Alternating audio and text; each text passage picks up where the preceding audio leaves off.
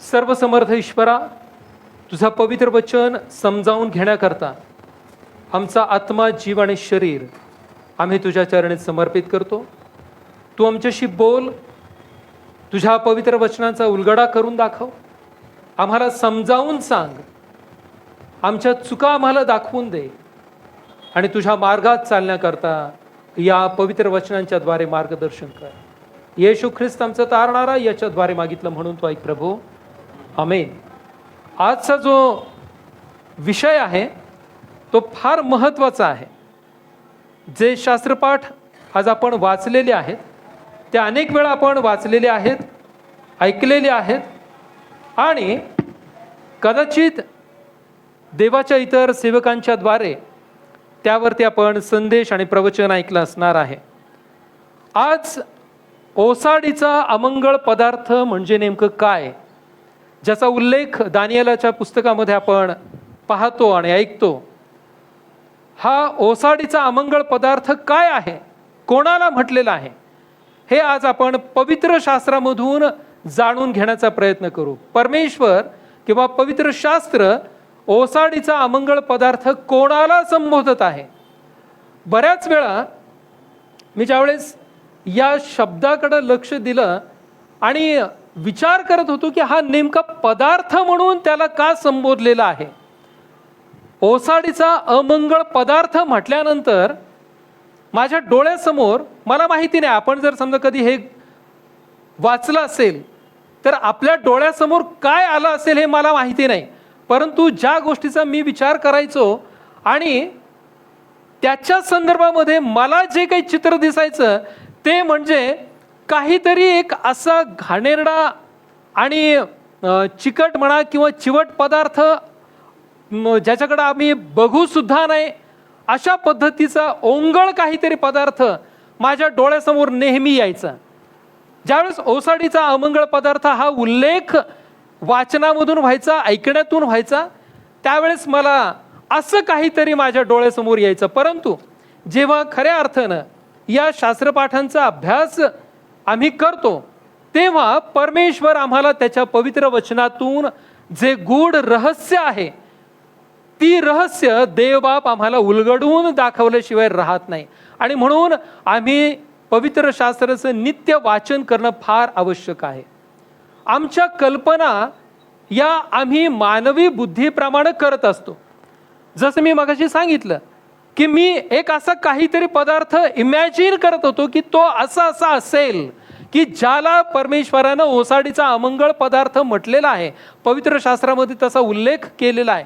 परंतु वास्तविकता फार वेगळी आहे. आणि ती वास्तविकता काय आहे हे आज आपण या देवाच्या वचनातून जाणून घेण्याचा प्रयत्न करू. आणि त्याकरता आपण उत्पत्तीपासून सुरुवात करूयात, कारण या गोष्टीला तिथून सुरुवात झालेली आहे. उत्पत्तीचा जो ग्रंथ आहे तो 3रा अध्याय आपण बघितला, त्यातली पहिली 5 वचनं आपण वाचलेली आहेत. आणि या 5 वचनांमध्ये आम्हाला हवाबाईचं आणि सर्पाचं म्हणजेच सैतानाचं कन्व्हर्सेशन, संवाद आपल्याला पाहायला मिळतो.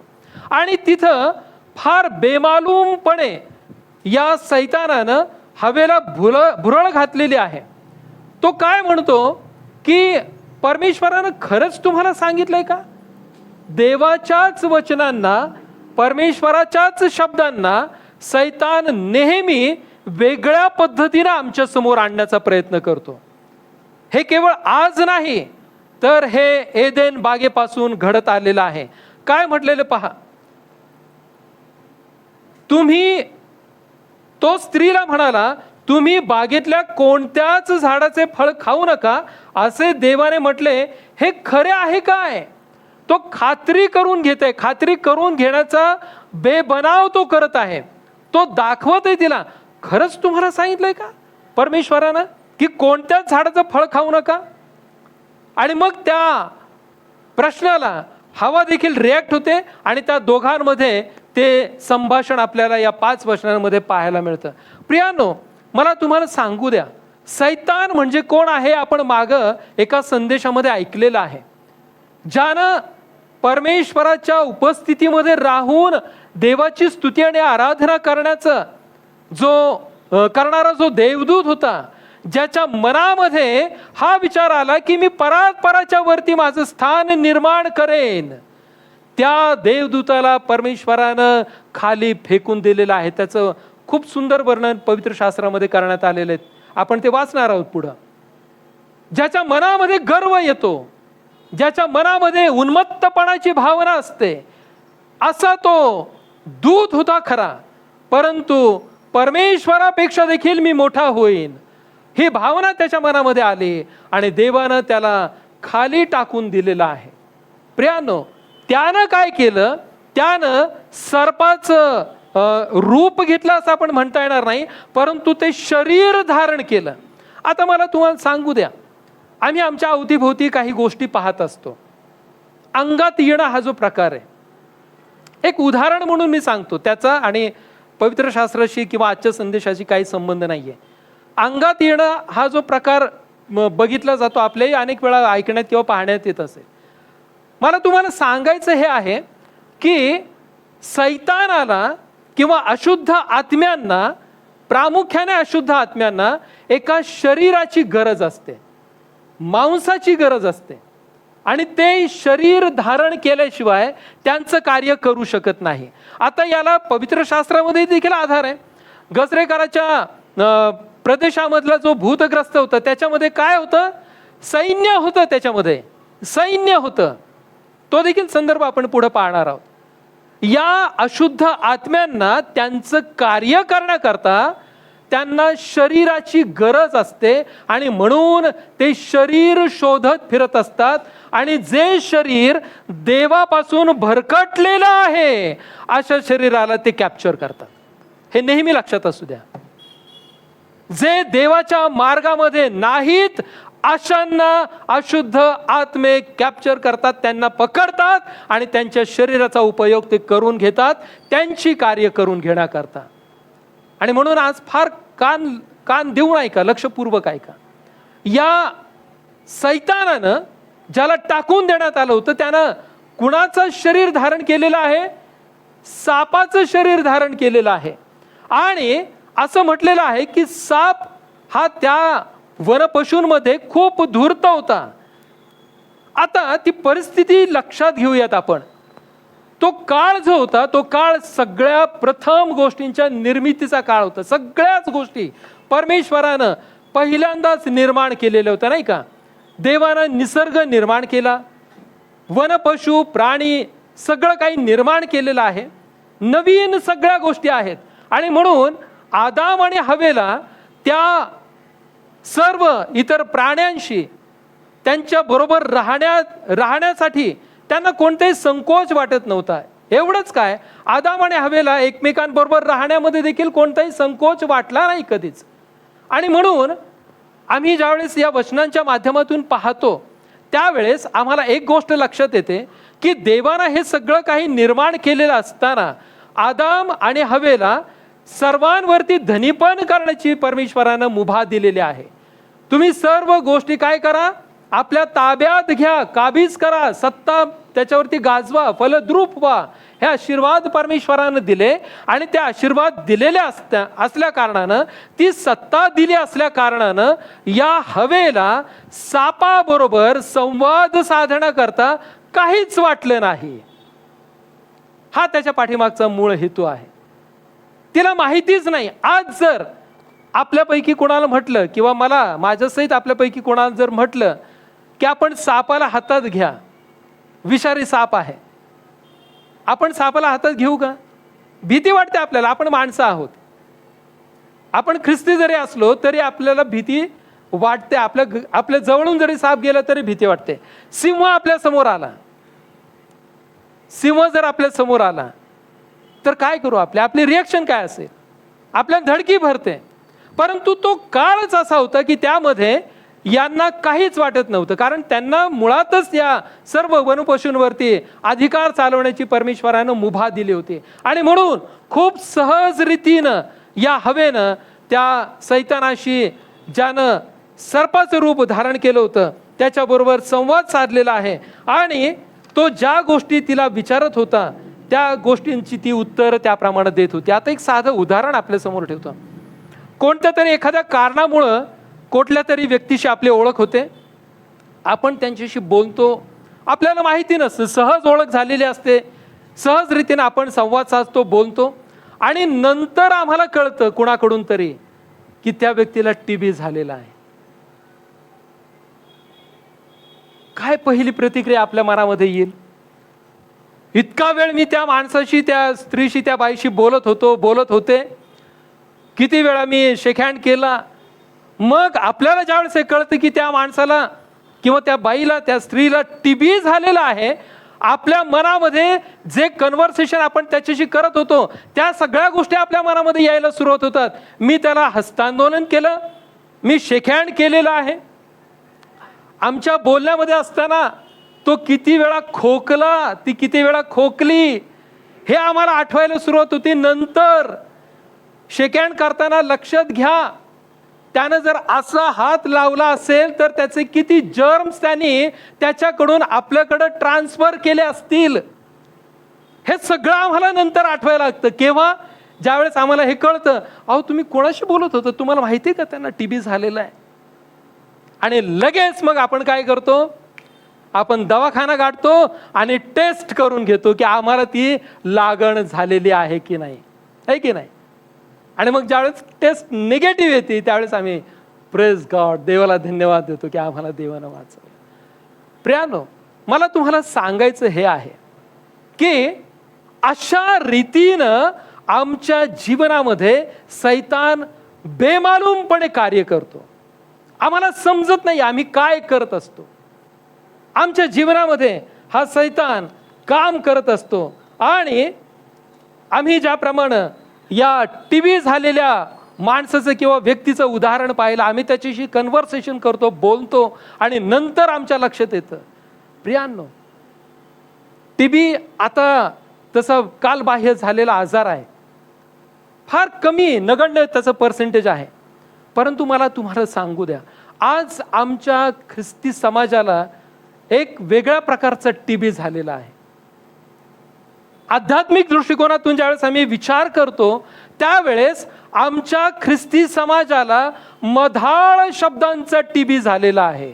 आम्हाला समजत नाही, ज्याप्रमाणे त्या सैतानानं सापाचं रूप धारण केलं, त्यानं हवेशी संवाद साधला आणि तिला देवाच्या विरोधात भडकवलं, परमेश्वराच्या विरोधात जाऊन तिला काम करायला लावलं, ते फळ खाण्याकरता सांगितलं.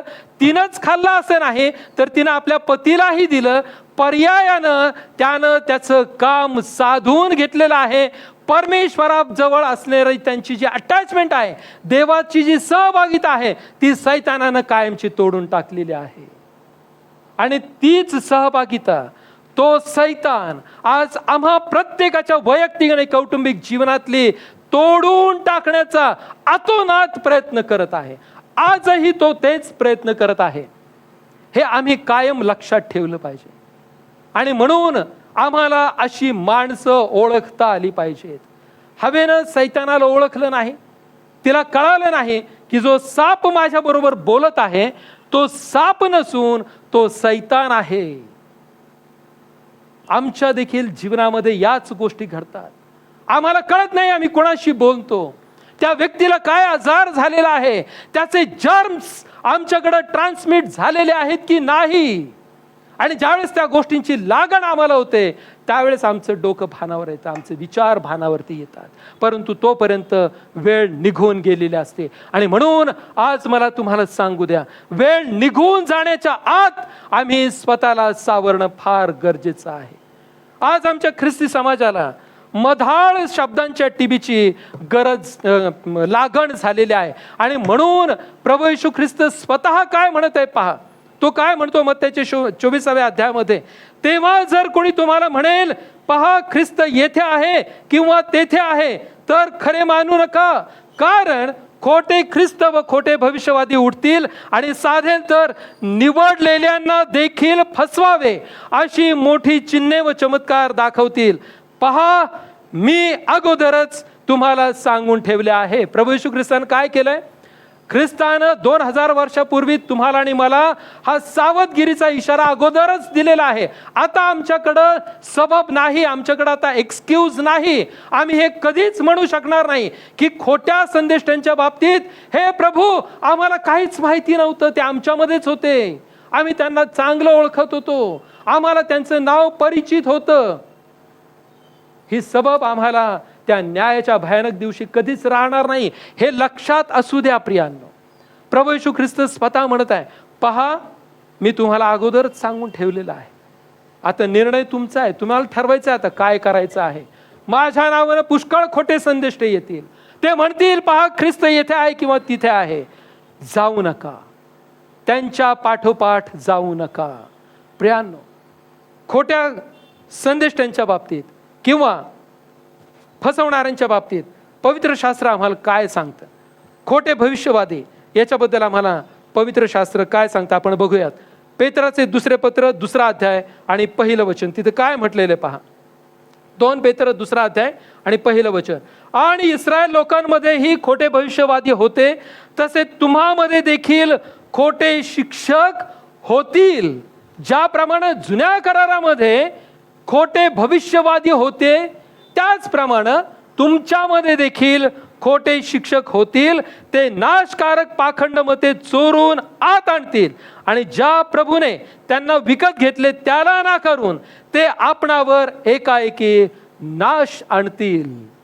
खोट्या शिक्षकांच्या बाबत, खोट्या भविष्यवाद्यांच्या बाबत आम्हाला पवित्र शास्त्र सांगत आहे, ज्याप्रमाणे जुन्या करारामध्ये खोटे भविष्यवादी होते, त्याचप्रमाणे तुमच्यामध्ये देखील खोटे भविष्यवादी उत्पन्न होणार आहेत आणि ते नाशकारक पाखंडी मत तुमच्यामध्ये आणतील, परंतु त्यांचा शेवट हा विनाश असा ठरलेला आहे.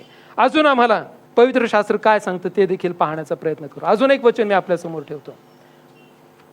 1 योहानाचं 1 पत्र याचं 4 अध्याय आणि यातील 1 वचन काय म्हटलेलं तिथं. प्रियांनो, प्रत्येक आत्म्याचा विश्वास धरू नका, तर ते आत्मे देवापासून आहेत किंवा नाहीत याविषयी त्यांची परीक्षा करा, कारण पुष्कळ खोटे भविष्यवादी जगात निघाले आहेत. हे मी स्वतः सांगत नाही, माझ्या मनचं सांगत नाही, जे पवित्र शास्त्रामध्ये लिहिलेलं आहे त्याच गोष्टी मी आपल्या समोर ठेवत आहे. आपल्या प्रत्येकाकडे पवित्र शास्त्र आहे, घरी जाऊन आवर्जून ही वचनं वाचा. पवित्र शास्त्र तुम्हाला आणि मला खोट्या भविष्यवाद्यांच्या द्वारे, भविष्यवाद्यांच्यासाठी आम्हाला अगोदरच सूचना करून ठेवत आहे, आम्हाला अगोदरच सांगत आहे. काय म्हटलेलं आहे, प्रत्येक आत्म्याचा विश्वास धरू नका.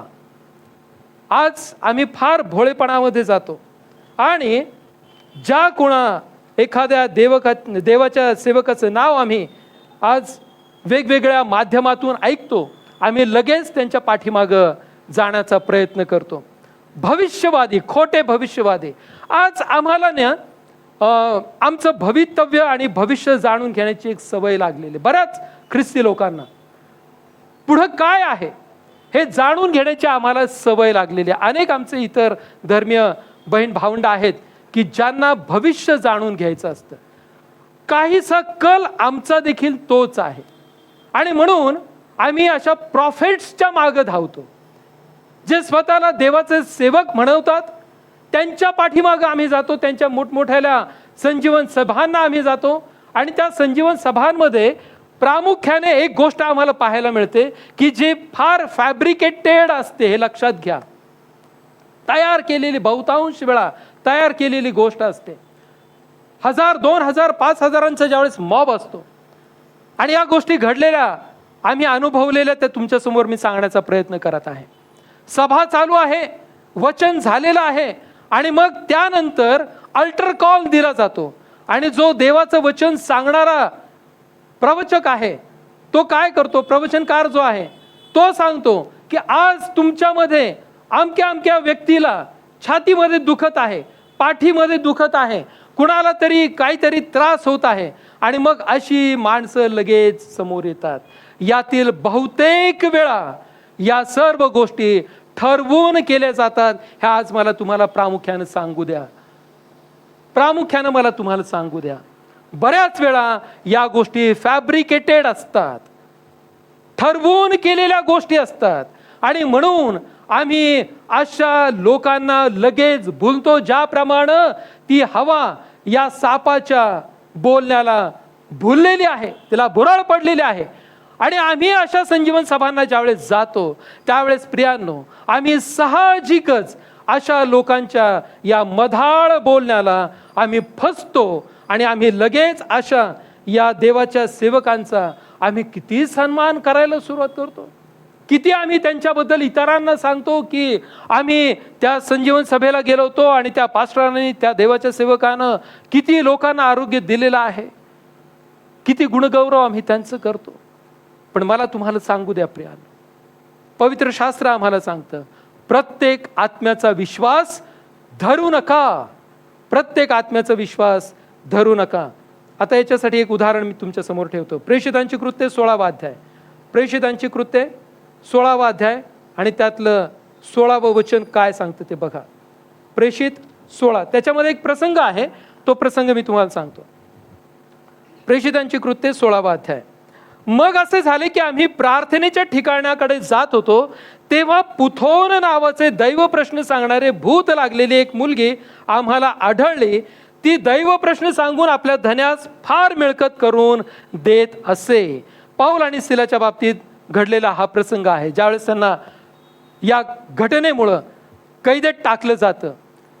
एक दैव प्रश्न सांगणारी एक मुलगी आहे, तिला पुथोन नावाचं एक भूत लागलेलं आहे आणि ती तिच्या मालकाला पुष्कळ कमाई करून द्यायची, कारण लोक येऊन विचारायचे आणि त्या प्रश्नांची उत्तरं त्या अशुद्ध आत्म्याच्या द्वारे, त्या भूताच्या द्वारे ती मुलगी त्यांना देत होती. आणि ज्यावेळेस तिनं या पाऊल आणि सिलाला पाहिलेलं आहे त्यावेळेस या दोघांच्या बद्दल ती साक्ष देत आहे. ती काय म्हणत आहे पुढे त्याचं फार सुंदर वर्णन केलेलं आहे. हे देव, परात्पर देवाचे माणसं आहेत आणि हे तुम्हाला तारणाचा मार्ग दाखवतात. याच घटनेमध्ये पुढे म्हटलेलं आहे. ती मुलगी स्वतः जमलेल्या लोकांना या दोघांबद्दल साक्ष देत आहे.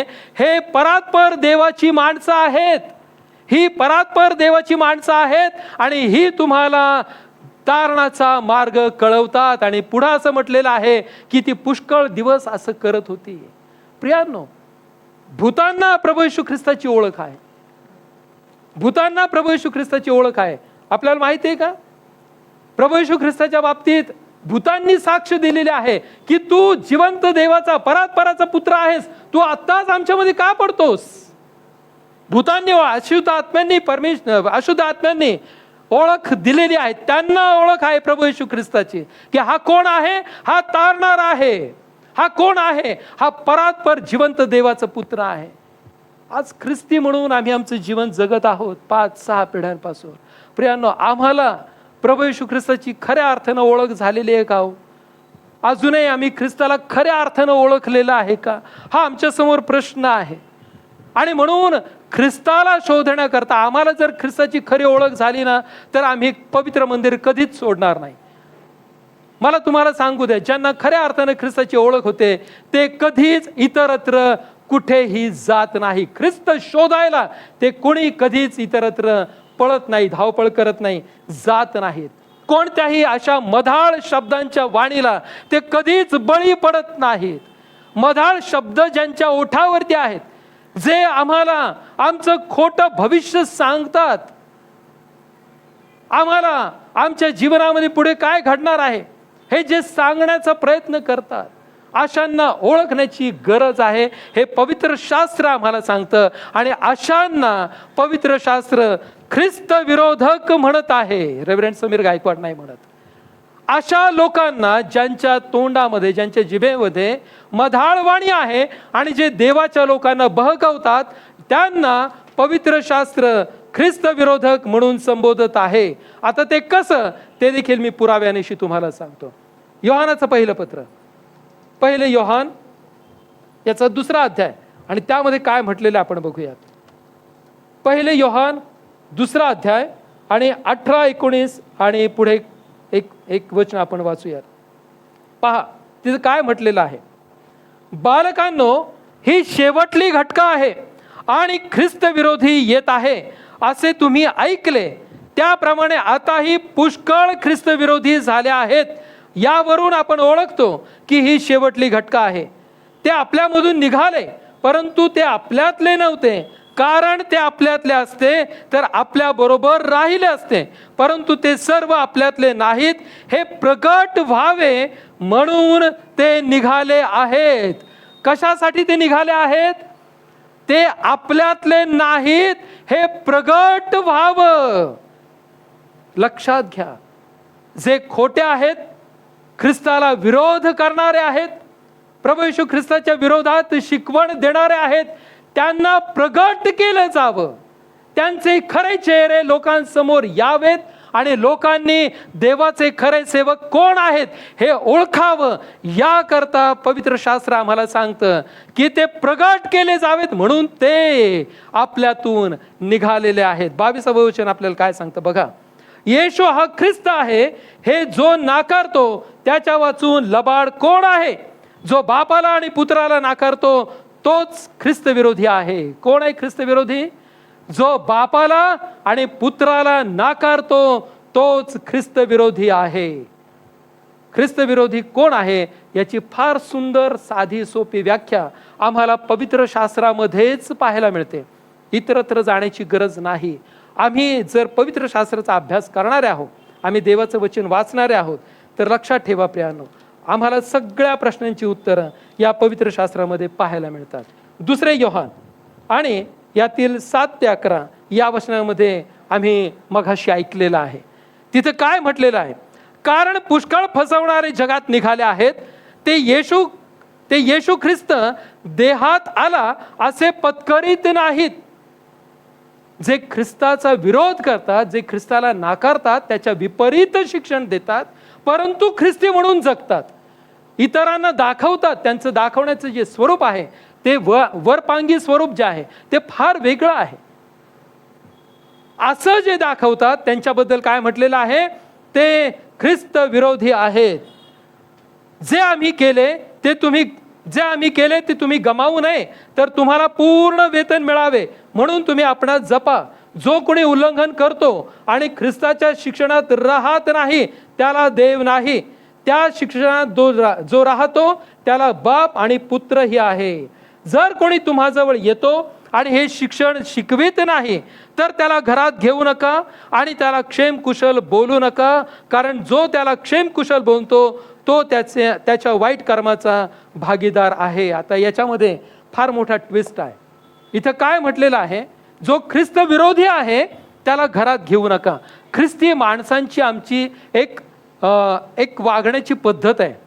आम्ही देवाचं सेवक म्हणून जर कोणी आमच्या दारी आला तर आम्ही काय करतो? जाऊ दे बाबा, देवाचं वचनच घेऊन आलेलं आहे ना, परमेश्वराचं बायबलमधूनच काही ना काहीतरी तो वाचणार आहे ना.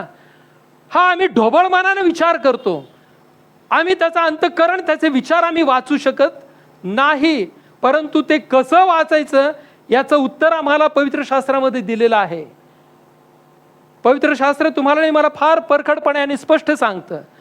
अशा लोकांना जे ख्रिस्त विरोधक आहेत त्यांना घरातही घेऊ नका, त्यांचं क्षेमकुशल विचारू नका.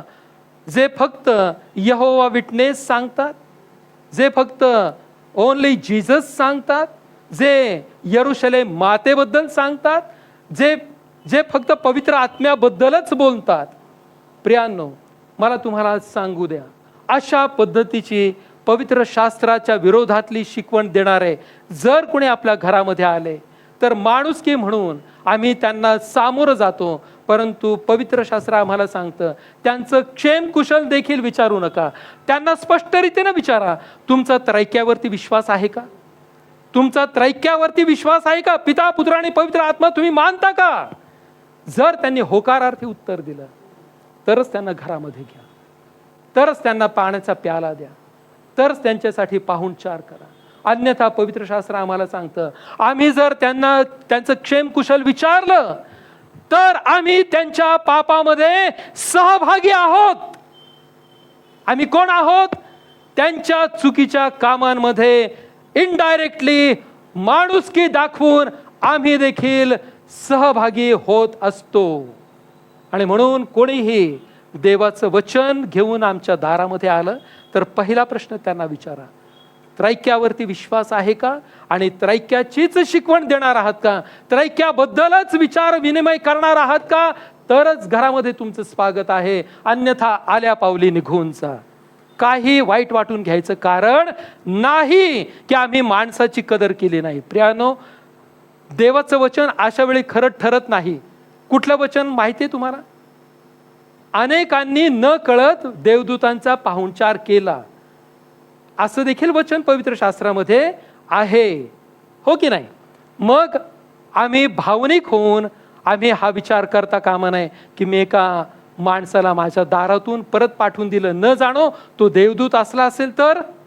पण नाही प्रियांनो, आम्हाला हे समजावून घ्यायचं आहे की ज्यांचा त्रैक्यावरती विश्वास नाही ते लबाडीचं आणि खोटं शिक्षण देणार आहेत, त्यांना घरात घेता कामा नये. त्यांना आम्ही जर पुन्हा पाठवून दिलं तरच प्रियांनो आम्ही अशा खोट्या शिक्षणापासून आमच्या जीवाचा बचाव करू शकणार आहोत.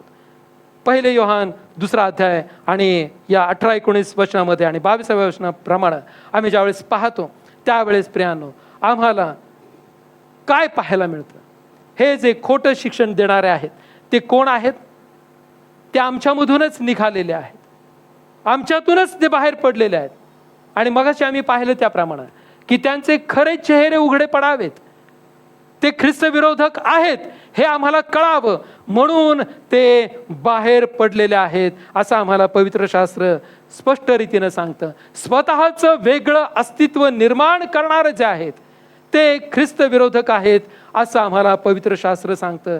आणि वेगळं अस्तित्व निर्माण करण्याची संकल्पना ही कुठून आलेली आहे? हे सुरुवातीला आम्ही पाहिलं, स्वर्गातून आलेले आहे. त्यावेळेस त्या दूतानं म्हटलेलं आहे की मी परात्परापेक्षा माझं स्थान मोठं करेन, वेगळं अस्तित्व निर्माण करेन, मी माझं वेगळंपण दाखवून देईल. हे वेगळंपण दाखवून देण्याची जी संकल्पना आहे, जी गोष्ट आहे ती स्वर्गातून सुरू झाली, ती आज 2026 सालापर्यंत चालू आहे. अनेकांना आपलं वेगळं स्थान निर्माण करून दाखवायचं आहे आणि म्हणून ते ख्रिस्ताच्या शिकवणीकडे दुर्लक्ष करून लोकांना फसवण्याच्या मार्गामध्ये आज ते चाललेले आहेत. पवित्र शास्त्र आम्हाला सांगतं प्रत्येक आत्म्याचा विश्वास धरू नका. ते का निघालेले आहेत? कारण आम्हाला बायबल सांगतं ते आपल्यातले नाहीत आणि हे प्रगट व्हावं याकरता ते आमच्यामधून निघालेले आहेत. ते सत्य नाकारतात म्हणून ते ख्रिस्त विरोधक आहेत. प्रियानो, दुसरे योहान आणि याच्या 7व्या वचनाप्रमाणे 2 योहान याचं 7वं वचन, कारण पुष्कळ फसवणारे जगात निघाले आहेत, ते येशू ख्रिस्त देहात आला असे पत्करीत नाहीत. जो फसवणारा आणि ख्रिस्त विरोधी आहे तो हाच आहे. ख्रिस्त विरोधी दुसरा तिसरा कोणी नाही, तर जो ख्रिस्ताची शिकवणच नाकारतो त्याला पवित्र शास्त्रानं स्पष्ट रीतीनं ख्रिस्त विरोधी म्हणून संबोधलेलं आहे. आणि अशांसाठी आम्हाला संत योहान यांनी फार सुंदर हा इशारा दिलेला आहे. अशांना घरात घेऊ नका, त्यांचं क्षेमकुशल विचारू नका, हाय हॅलो करू नका, त्यांना पाणी देऊ नका. कारण हे जर तुम्ही कराल तर त्यांच्या ख्रिस्त विरोधी शिक्षणामध्ये तुम्ही देखील सहभागी होणार आहात. आणि मग ख्रिस्त विरोधकाची लक्षणं काय आहेत? ख्रिस्त विरोधकाची लक्षणं 2 थेसलनी याचा 2 अध्याय आणि 4थं वचन. ख्रिस्त विरोधकाची लक्षणं तिथं फार सुंदर रीतीनं मांडलेली आहेत. काय म्हटलेलं आहे पहा तिथं. 2 थेसलनिकरास 2 पत्र याचा 2 अध्याय आणि 4थं वचन. काय म्हटलेलं पहा, तो विरोध करतो आणि अवघे जे देव किंवा भजनीय म्हटलेले त्याच्या विरुद्ध तो आपणाला उंच करतो. स्पष्ट रीतीनं सांगितलेलं आहे. काय म्हटलंय? तो विरोध करतो आणि अवघे जे देव किंवा भजनीय म्हटलेले त्याच्या विरुद्ध तो आपणाला उंच करतो. म्हणजे मी देव आहे असे आपणाला दाखवीत तो देवाच्या पवित्र स्थानात देवासारखा बसतो. काय म्हटलंय तिथं? तो आपणाला स्वतःला उंच करीत देवाच्या पवित्र स्थानात देवासारखा बसतो. आता अमंगळ पदार्थ काय आहे? आम्ही त्याच्याकडे येत आहोत. पवित्र शास्त्रामध्ये ओसाडीचा अमंगळ पदार्थ ज्याला संबोधलेला आहे त्याच्याकडे आता आम्ही येत आहोत. ख्रिस्त विरोधकाची जी लक्षणं आहेत ती लक्षणं या 4थ्या वचनामध्ये सांगितलेलं आहे. आणि आम्हाला कळतं तो विरोध करतो, विरोध करणारा आहे. जो ख्रिस्त विरोधक आहे तो विरोध करणार आहे. तो देवाच्या विरुद्ध आपणाला उंच करतो. उंच करण्याची प्रक्रिया कुठं सुरू झाली? स्वर्गामध्ये सुरू झालेली आहे. आम्ही बघूयात त्याच्याबद्दल काय म्हटलेलं आहे. गर्विष्ठाबद्दल पवित्र शास्त्र काय म्हणतं? यशाचा ग्रंथ याचा 14वा अध्याय, बायबल असेल जरूर काढा. यशाचा ग्रंथ अध्याय 14 आणि त्यातील 12 ते 14 वचन मी वाचतो. तिथं म्हटलेलं आहे, अरे दीप्तिमंता प्रभातेच्या मुला, तू आकाशातून कसा पडलास? अरे राष्ट्रास निर्बळ करणाऱ्या, तू कसा छेदला जाऊन धुळीत टाकलेला आहेस? कारण तू आपल्या मनात म्हणालास, मी आकाशात चढेन, देवाच्या ताऱ्यांवरती मी आपले सिंहासन उंचावीन आणि उत्तरेच्या अगदी शेवटल्या भागात समाजाच्या पर्वतांवर बसेन. मी आभाळाच्या उंचीच्या वरती चढेन, मी आपणास परात सारखा करीन. कुणाबद्दल म्हटलेलं आहे? ज्याला परमेश्वरानं आकाशातून ढकलून काढून टाकलेला आहे, त्याच्या गर्विष्ठ स्वभावाबद्दल या ठिकाणी वर्णन करण्यात आलेलं आहे. कोण आहे ख्रिस्त विरोधक? जो अशा पद्धतीनं गर्व करून परमेश्वराच्या बरोबरीनं मी आहे किंवा त्याच्या वर मी आपलं स्थान स्थापेन, अशा पद्धतीनं जो म्हणतो आणि जो कृती करतो त्याला पवित्र शास्त्रानं ख्रिस्त विरोधक म्हटलेला आहे. यहेजकेलाचा ग्रंथ याचा 28वा अध्याय आणि तिथे काय म्हटलेलं आपण बघूयात. 28, 11 ते 16 या वचनामध्ये काय म्हटलेलं पहा. आणि यहोवाचे वचन माझ्याकडे आले, ते म्हणाले, मनुष्याच्या मुला, सोरेच्या राजाविषयी विलाप कर व त्याला सांग, प्रभू यहोवा असे म्हणतो, तू पूर्णतेची मुद्रा प्रदर्शित करतोस, तू ज्ञानाने व शोभेने भरलेला आहेस. एदेन जो देवाचा बाग, त्यात तू होतास.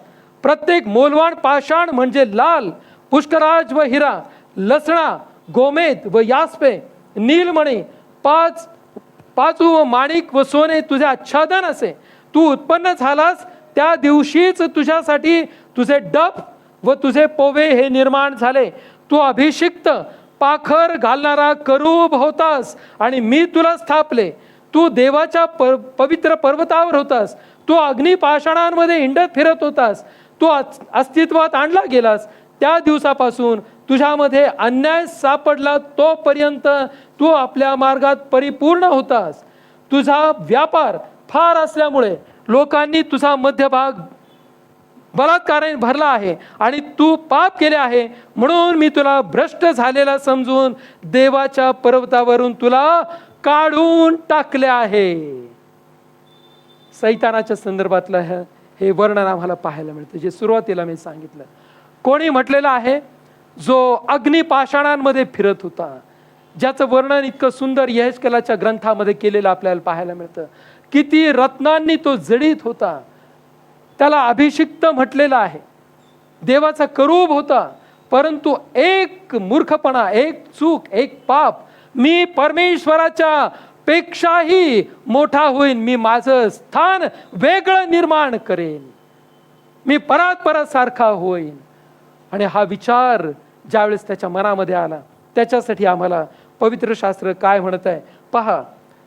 तू देवाच्या पवित्र पर्वतावर होतास, तू अग्निपाषाणामध्ये हिंडत होतास, तू अस्तित्वात आणला गेलास. त्या दिवसापासून तुझ्यामध्ये अन्याय सापडला तोपर्यंत, म्हणजे देवाची स्तुती आराधना करण्याकरता, प्रेझेंट वर्शिप करण्याकरता ज्यावेळेस त्याला अस्तित्वात आणलं गेलं, त्या दिवसापासून तर त्याच्यामध्ये अन्याय सापडेपर्यंत तो किती गोष्टींनी विभूषित होता. परंतु ज्या दिवशी अन्याय सापडला त्याच दिवशी त्याला खाली टाकून देण्यात आलेला आहे. आणि तेव्हापासून देवाच्या लोकांना तो मधाळ शब्दांनी काय करत आहे? बहकवत आहे. परमेश्वराच्या सहभागितेपासून तो लोकांना, देवाच्या पवित्र लोकांना तो बहकवत आहे. एदेन बागेमध्ये आम्ही बघितलं, त्यानं पहिल्यांदा बहकवलं कोणाला? हवेला. आणि त्यानंतर ती मालिका जी सुरू झालेली आहे ती अजूनही संपलेली नाही. आजही अनेक स्वतःला देवाचे सेवक म्हणणारे, प्रॉफेट म्हणणारे, भविष्य वक्ता म्हणणारे, प्रेषित म्हणणारे अनेक लोक आपल्या अवतीभोवती आहेत. पवित्र शास्त्र त्यांच्याबद्दल सांगतं, प्रत्येक आत्म्याचा विश्वास धरू नका, प्रत्येक मधाळ वाणीचा विश्वास धरू नका. कोण कशा पद्धतीनं बोलत आहे पारख करा. आम्ही साध्या बाजारामध्ये जातो प्रियांनो, भाजी 10 रुपये, 20 रुपये, 50 रुपये, आम्ही किती पारखून घेतो, किती पारखून घेतो. एका कोथिंबीरीच्या गड्डी करता आम्ही किती वाद घालतो त्या शेतकऱ्यांशी आणि त्या भाजी विकणाऱ्यांशी.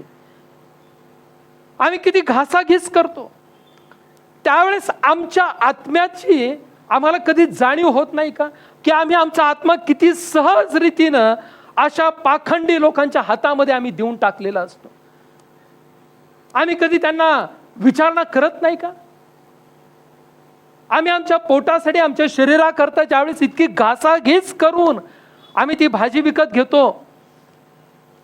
आम्ही एखादं मांसाहार ज्यावेळेस आम्ही विकत घेण्याकरता जातो, मटण वगैरे विकत घेण्याकरता जातो, त्यावेळेस देखील आम्ही खूप चांगल्या रीतीनं आम्हाला जे आवडतं तेच आम्ही तोडून त्याला वजन काट्यामध्ये टाकायला सांगतो की नाही का. कुठलंही आम्ही तोडून घेतो असं नाही करत. कारण का आमच्या शरीराची आम्हाला काळजी असते. प्रियानो, आमच्या आत्म्याची आम्हाला कधी काळजी होणार आहे. आम्ही आमच्या आत्म्याबद्दल कधी काळजी करणार आहोत आणि कधी जागृत होणार आहोत. आम्हाला जागृत होण्याची फार गरज आहे. असे जे दुकानं मांडून बसलेले आहेत, माझी आपल्याला विनंती आहे, अशा लोकांना कदापि जवळ करू नका. आणि म्हणून पवित्र शास्त्र आम्हाला जे सांगत आहे त्याप्रमाणे आम्हाला चालणं फार गरजेचं आहे. ख्रिस्त विरोधी जे आहेत त्यांचं वर्णन फार सुंदर रीतीने केलेलं आहे. ते विरोध करणारे आहेत, ते देवाच्याही पेक्षा स्वतःला उंच करणारे आहेत. मी देव आहे असे ते आपल्या स्वतःला म्हणवतात आणि ते देवाच्या पवित्र स्थानामध्ये देवासारखे बसतात.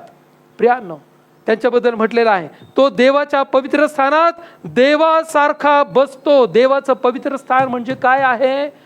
पवित्र शास्त्र तुम्हाला आणि मला सांगतं, 1 कोरिंथी 3 अध्याय 16 वचन काय म्हटलेलं आहे? तुम्ही देवाचे पवित्र स्थान आहात हे तुम्हाला ठाऊक नाही काय? आणि मग अशा लोकांना, अशा विचारांना आम्ही आमच्या पवित्र स्थानामध्ये जागा द्यावी काय?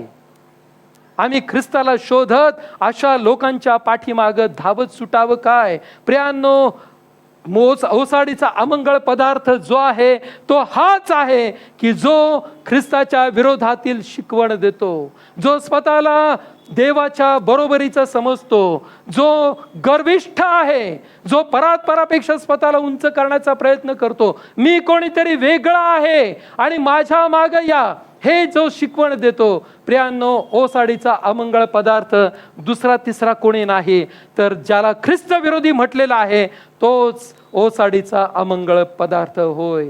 आणि म्हणून मी सुरुवातीला सांगितलं होतं की आम्ही ओसाडीच्या अमंगळ पदार्थाविषयी कधी इमॅजिनेशन करण्याचा प्रयत्न केलाय का?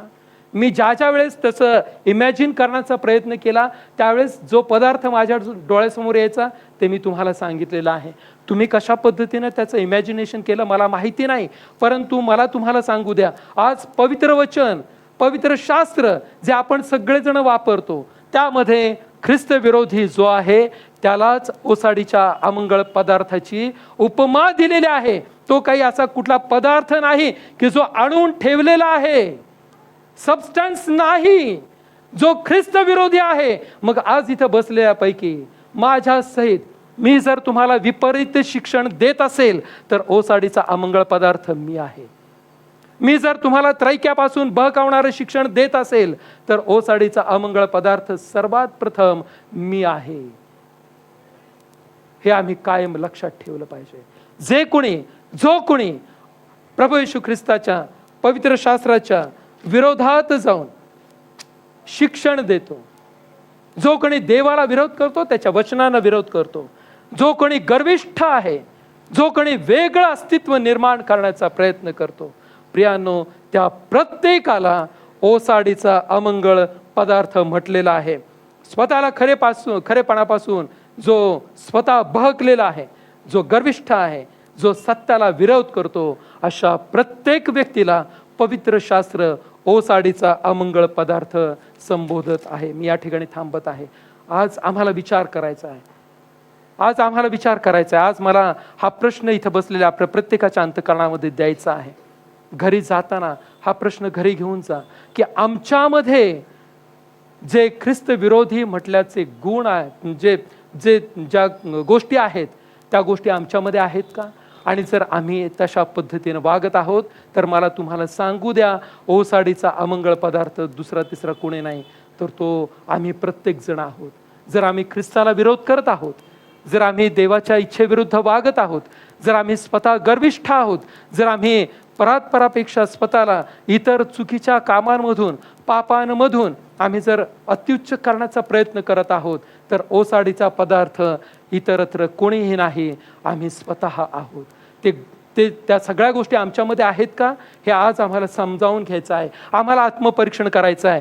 पवित्र शास्त्रामध्ये सांगितल्याप्रमाणे आम्हाला स्वतःच्या अंतःकरणामध्ये डोकावून पाहायचं आहे. आणि आज जर त्या गोष्टी आमच्यामध्ये आम्हाला जाणवत आहेत, तर आज मला तुम्हाला सांगू द्या प्रियानो, गुडघ्यावरती या, एकांतामध्ये या, परमेश्वराला शरण जा, देवाकडे हात जोडून क्षमा मागा आणि परमेश्वराला म्हणा की हे देवा, तुझ्या दृष्टीनं जे चुकीचं, तुझ्या दृष्टीनं जे वाईट, अशा सर्व गोष्टी माझ्यामध्ये तुला जर आढळत आहेत, तर हे माझ्या देवा मला क्षमा कर, माझ्यातील हे सर्व गोष्टी काढून टाक, मला शुद्ध कर, मला निर्मळ कर.